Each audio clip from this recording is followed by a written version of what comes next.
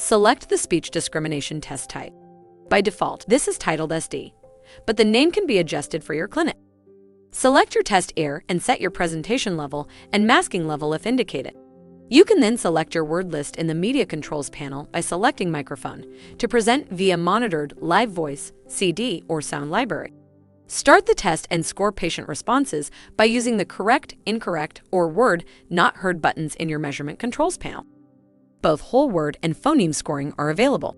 With phoneme scoring, like in this example, you have the option to score the entire word correct or incorrect, or score each phoneme individually. To score the entire word, select the cross or tick buttons located underneath the display percentage score. For phoneme scoring, select the tick marks under the corresponding phoneme within the word displayed above your measurement control panel. For example, if the patient responds with bug to the presented word rug, select the number that corresponds to the number of correct phonemes.